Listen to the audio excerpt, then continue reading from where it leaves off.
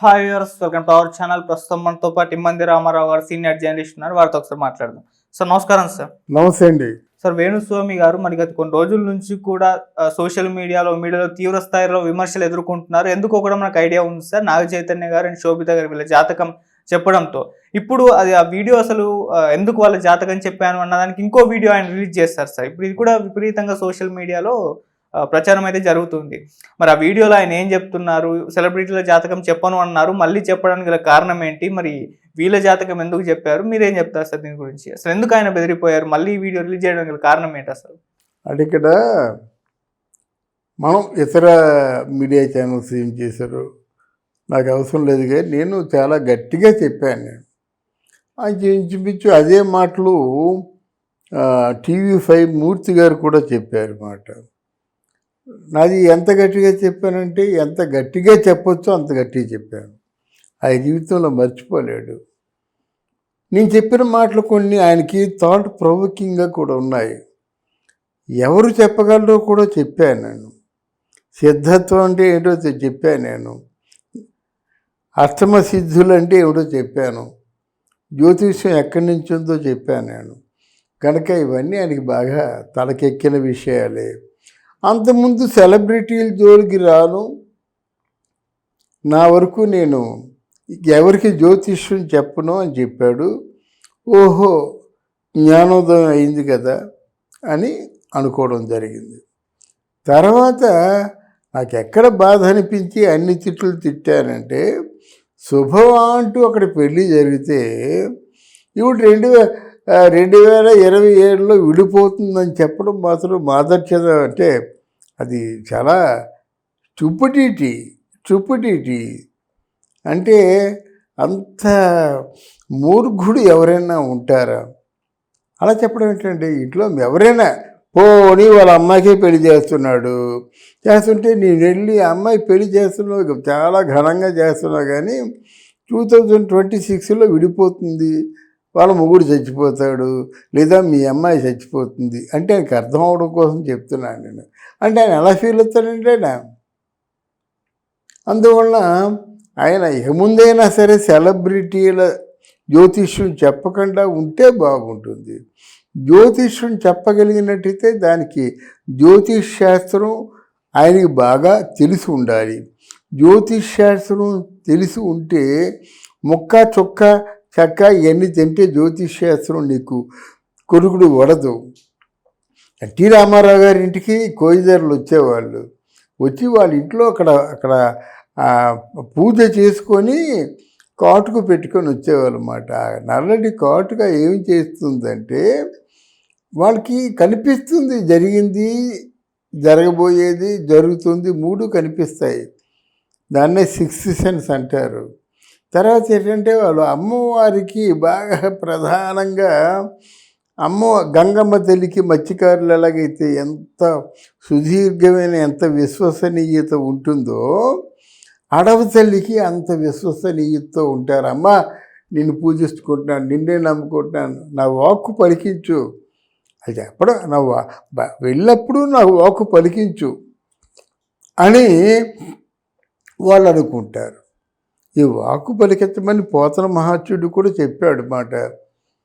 తల్లి నిన్ను దలంచి పుస్తకం చేత మూనితి, నీవు నా యందు ఉండి నిత్యము శోభిల్లు, నాదు వాక్కు సంప్రీతిన్ జగన్మోహిని, పుల్లాబ్జాక్షి సరస్వతి భగవతి పూర్ణేందు బింబానన అని అది పోతన మాచుడు చెప్పాడు. అది సరస్వతి అందరూ చిన్నప్పుడు చదువుకుంది. నాదు వాక్కు సంప్రీతిన్, అదే దాన్నే మధు విద్య అని భగవద్గీతలో కృష్ణుడు కూడా చెప్పాడు. కృష్ణుడు ఫాలో అవుతున్నది మధు విద్య అంటే ప్రియవచనాలు. ఆయన ఎవరితో మాట్లాడినప్పుడు కూడా మాటలు రుచిగా ఉంటాయి. అది అలా కోరుకోరు. కానీ ఇదేమిటండి, నేను క్లబ్బులకి వెళ్తాను, మందు తాగుతాను, అమ్మాయిలతో ఉంటాను, ఎంజాయ్ చేస్తానంటే ఈయన వాక్యం ఎలా ఫలిస్తుందండి? జనాలు మోసం చేసినట్టు కాదు. ఆయన బయట ఎలాగంటే తిరగనివ్వాలి, ఎత్తి పారేయద్దు, వెళ్ళి జైల్లోనూ ఒకటి పారేస్తే మిగతా వాళ్ళకి బుద్ధి వస్తుంది.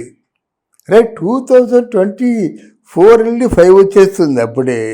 ఇప్పుడు కూడా ఇలాంటి అనామకుల తాలూకు మాటలు నమ్మడం, గవ్వలు, చిలక ప్రశ్నలు, సోది, ఇవన్నీ అంటే నమ్మడం నేటి యూత్, నేటి సమాజంలో ఎంత అంటే ప్రాణభయం చోటు చేసుకుందో, ఎంత అభద్రతా భావం చోటు చేసుకుందో మనం అర్థం చేసుకోవాలి. వాటిని నమ్మడం నాన్ సెన్స్, అంతా నీ చేతుల్లో ఉంది. అక్కినేని నాగేశ్వరరావు అంటాడు, ఇక్కడ ప్రత్యేకించి భస్మాసురులు ఎవరూ లేరు నాయన, నీకు నువ్వే భస్మాసురుడివి అంటాడు ఆయన. అలాగే నీ చేతుల్లో ఉన్నప్పుడు గవలెందుకు, చిలకెందుకు, ఇవన్నీ సోది ఎందుకు, బియ్యం ఎందుకు, లక్షలు ఎందుకు? అలాంటి వాడికి తగిన బుద్ధి చెప్పాలని ఇంకో మారు చెప్తున్నాను నేను. అలాంటి వాడు జ్యోతిషాలు చెప్పకూడదు. వాళ్ళు డబ్బులు లేకపోతే ఎవరిని అడిగితే ఇస్తారు, అయ్యా నాకు తిండికి జరగటం లేదు అంటే ఇస్తారు. ఒకవేళ నక్షత్రాలను బట్టి జ్యోతిష్యం అంటే కట్టడం తెలిసినట్టయితే నక్షత్రాలు బట్టి, అంటే నక్షత్రాలు ఎవరికి టైము బట్టి జ్యోతిష్యాలు కరెక్ట్గా ఉండవు. నక్షత్రం, ఘడియలు, విఘడియలు కూడా ఉంటాయన్నమాట. కొంతమంది దేదీప్యమానంగా చేస్తారు, అలాంటి వాళ్ళు పర్వాలేదు. కానీ వీళ్ళు అందువల్ల ఆయన చెప్పిన మాటకి కట్టుబడి ఉంటే మంచిదే, లేకపోతే మనమే పూర్తిగా ఉతికి ఆరేస్తాం ఆయనకి. అంటే అప్పుడు అనౌన్స్ చేస్తారు ఎటువంటి సెలబ్రిటీలు పొలిటికల్ గా చెప్పను అని చెప్పేసి, మరి ఇదెందుకు చెప్పాల్సి వచ్చింది? ఇక మీదట మరి అంటాడు కదా, అంతకుముందు సమంత నాగ చైతన్య గురించి చెప్పాను, చెప్పినట్టే జరిగింది అని చెప్పింది జరిగింది ఒకటే తలపోస్తున్నాడు. కానీ మరి నీకు బాహుబలి తర్వాత మన ప్రభాస్ పూర్తిగా కష్టాల పాలైపోతాడు, ఆర్థికంగా నష్టపోతాడు, ఆరోగ్యం నష్టపోతుందని చెప్పావు కదా నువ్వు. మరి కలికి ఎందుకు వచ్చింది, సాహో ఎందుకు వచ్చింది, సలార్ ఎందుకు వచ్చిందండి? నీ మాటలు నిజమని పోనీ నీకేం అనిపిస్తున్నాయా? నువ్వు చెప్పిన జాతకాల్లో ఎవరికి జరిగింది? ఆ సమంత చైతు జరిగింది.